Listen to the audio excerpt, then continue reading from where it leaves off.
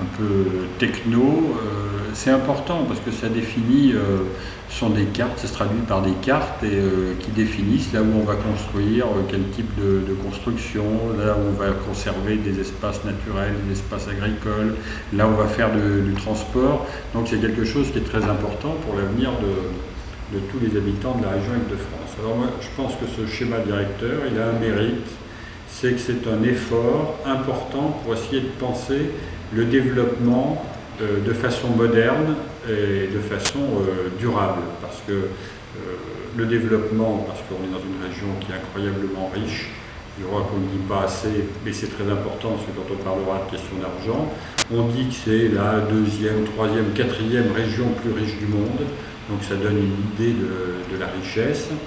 Si on compare à la France, on est seulement 18% des habitants du pays en Île-de-France et on représente, la richesse produite en Île-de-France, c'est 30% du PIB national. Donc c'est vraiment un endroit où il y a une richesse, une production de richesse incroyable.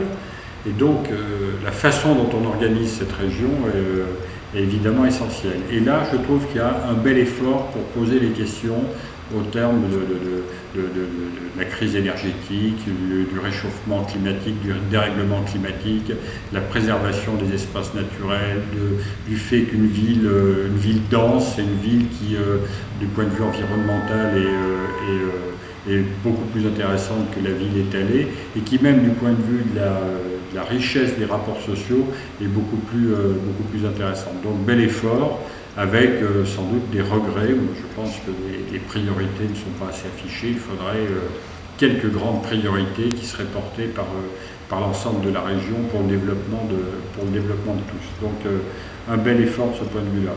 Des discussions qui restent, on retombe sur le débat sur la méthode, il y a des vrais sujets qui sont à débattre, ça ne fait pas peur à Paris. Par exemple, cette question du Charles de Gaulle Express, c'est-à-dire d'une liaison directe entre Roissy et le cœur de la région et Paris.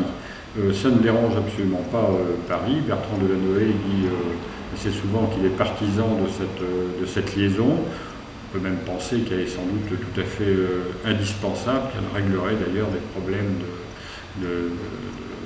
d'embolie et d'embouteillage, puisqu'il y a beaucoup de gens qui vont à Roissy ou qui en viennent en voiture. Mais évidemment, le point d'achoppement, c'est qu'on ne peut pas et qu'on ne pourra pas et qu'on ne devait pas l'opposer à ce qui est tout aussi indispensable, c'est-à-dire de la mise à niveau du RER B qui est emprunté tous les jours par les centaines de milliers d'habitants pour aller travailler ou pour avoir ses activités normales et qui est dans un état qui n'est pas du tout satisfaisant. Donc il y a un débat autour de ça, tant mieux s'il s'ouvre dans de bonnes conditions. Je répète, à travers l'enquête publique, on va pouvoir donner notre avis, les uns et les autres, en tant que citoyens ou en tant qu'élus, et dans les assemblées. Et on pense que ça peut être un bon moment de confrontation.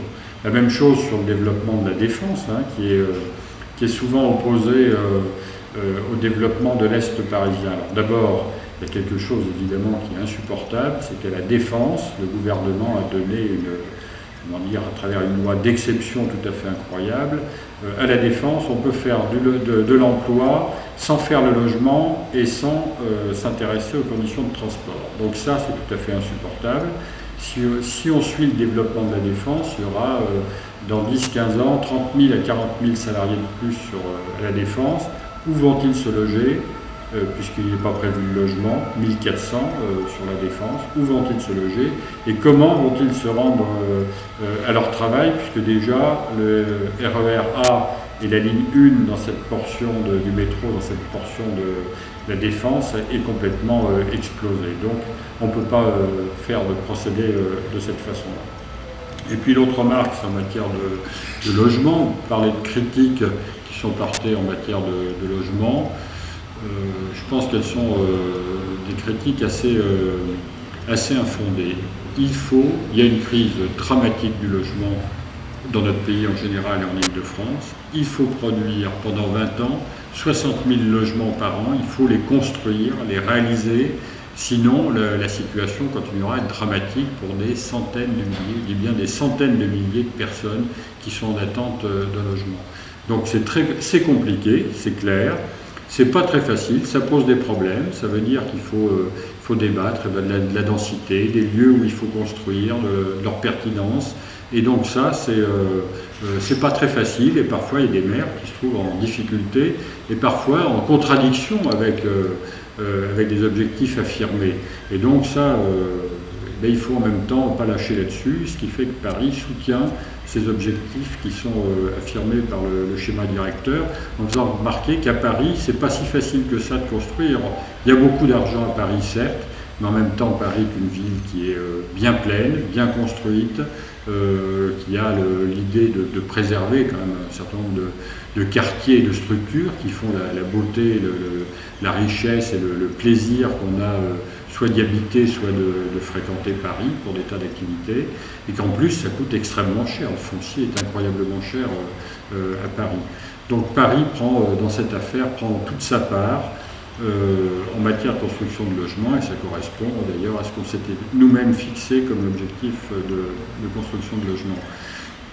Il y a un autre débat qui n'est pas tout à fait le même mais qui est lié, c'est qui est la part du logement social dans ces réalisations-là. Donc le schéma directeur assigne à Paris un objectif de 20%, d'atteindre les 20% de logements sociaux, d'être dans le cadre de la loi SRU, parce que je rappelle qu'on est là que depuis 2001 et on a trouvé une situation qui n'était pas bonne. Il y avait 14 % de logements sociaux à Paris.